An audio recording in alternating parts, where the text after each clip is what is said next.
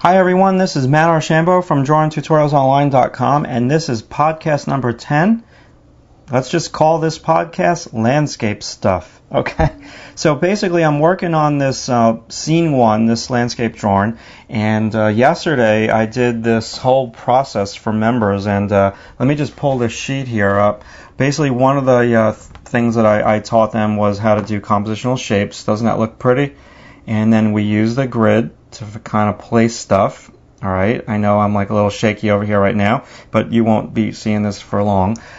We did a 3-value study, and now we did an all-value study. All right, so basically what I want to teach you guys on this podcast very quickly is this all-value study thing is really, really, really important because you make all your mistakes here, and you do this like little drawing before you get to the little nuances of the actual drawing itself.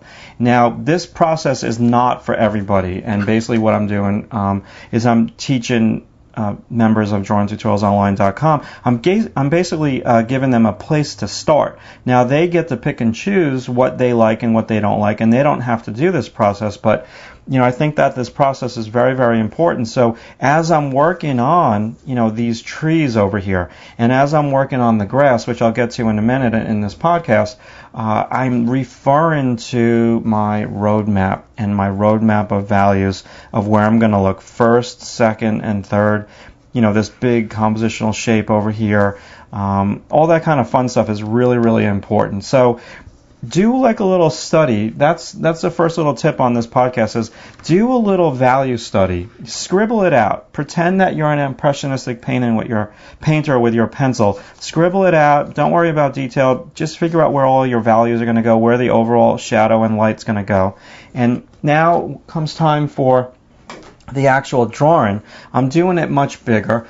And basically what I'm doing now for members of DrawingTutorialsOnline.com is I'm teaching them something different. The last podcast, number 9, gosh, that was completely different than this. It was anatomy lesson, the first anatomy lesson of the muscles of the body, muscles of the face. So now I'm talking about how to draw landscape stuff, okay? And the first tip that I gave everybody was the process of thinking and kind of planning out your scene. And now getting into like the little details. So the first thing, when you're drawing trees, I love when I break my little pencil point, the first line that I put down. When you're drawing these trees, okay, don't have them go straight up like a telephone pole, very synthetic. You want to pull every little ounce out of that contour to give this tree some character. And, do the short little choppy kind of stroke with the pencil point and give that tree character. There we go again. And then you can add in character on the other side, even if you lose an edge, okay? What I mean lose an edge, like down here I'm losing an edge of the tree into the grass. And I'm eventually going to lose some of the edges of this tree into these distant hills I'm going to put there. But you can come back continually and continually reinforce that edge, even though the values are going to be similar over there. Now, the second thing that you can do, we've got shadow side of the tree trunk and the light side of the tree trunk, but you can roll around like a candy cane stripe. The same thing that you do on a figure drawing, you do it with a tree. So rather than just having your lines come straight up, looking all parallel, you want to twist your lines, like maybe the bark on the tree grew like twisted and the tree kind of spiraled up as it grew, and that just gives your tree trunks more volume. So if you can combine the contour, the edge of your tree, making that really complicated, and then wrap these lines, these convexes around the tree, spiral them around the tree, that's going to give your tree trunks a lot of volume, because tree trunks are a problem for a lot of artists. They're just very bland and they're very flat. And they're very, stiff because they're straight up and down. So I'm looking at my reference photo over there. And, the optical illusion is the further away that you get from that tree trunk, the more everything just looks straight. So it's my job as an artist to really make it look complicated and to pull all these like little nuances out. And it just gives the tree a whole lot more character.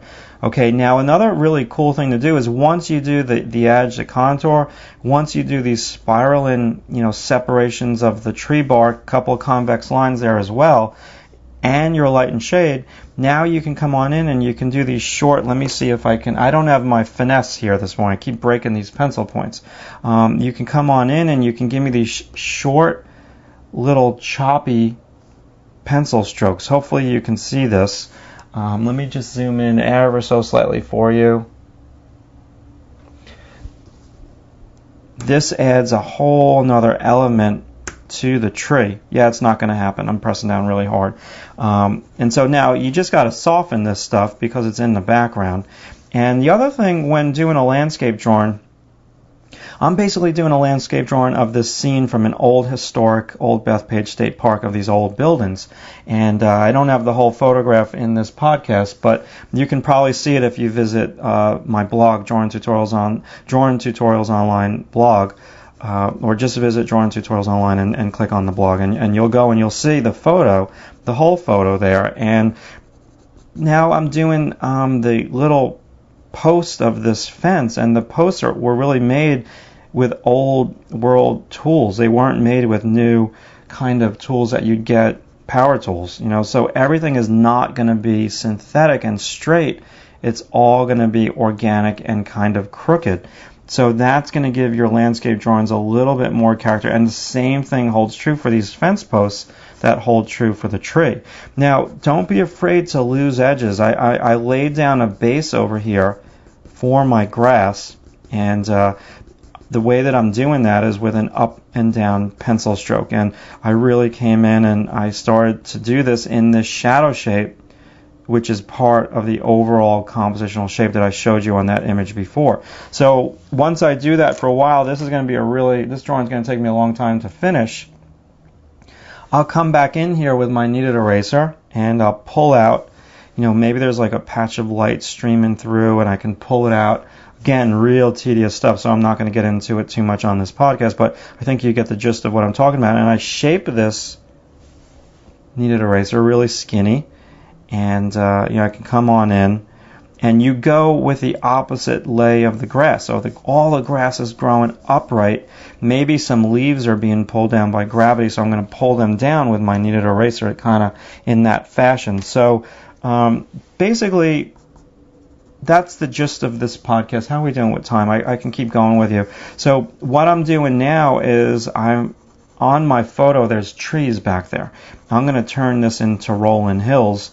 So I'm laying down a base of middle tone because this is a big part of my compositional shape over here. So this is a major layering process, and all this stuff is kind of all going back in perspective to my vanishing point. Again, visit the blog and you'll see what I mean by the whole photo. I'm not going to be able to get the whole photo in this little podcast screen. So now I'm going to come back. And just with these little things of grass, when I taught how to draw hair, this is the same thing as drawing hair. So if you are drawing hair, you're going with the lay of the land, the grass is growing upward, I'm going upward. Now, a couple of little loose strands of taller grass, maybe gravity would make them sag over and they would kind of tip over a little bit. That's a great little technique to break up all the upright vertical pencil strokes. And now where this kind of touches the light part of the grass, you want to still have it soft, unless it's an area where you really want me to look, then you'd have it like a little bit more hard edge. So I'm coming on in here, and this drawing's probably going to take me 2 days, and so far I've been working on this for roughly 40 minutes, this little section over here, and I've got a ways to go. So I'm doing a series of landscape drawings, starting with a traditional pencil drawing.